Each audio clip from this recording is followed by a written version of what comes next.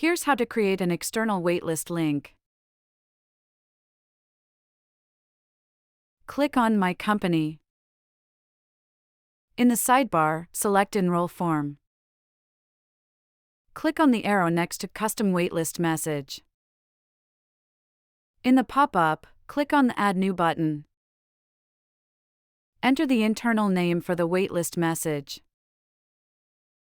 Type or copy and paste the content of the waitlist message in the provided text area. Here you can add the external waitlist link. Click the Add button to save the waitlist message. In the pop-up, click OK to confirm. To turn on the external waitlist, click the drop-down arrow next to the custom waitlist message. Check the waitlist you want to turn on company-wide. Click the Save Settings button. Here you can see how an external waitlist message will look on the enroll form. Customers would click the Here link to join the waitlist.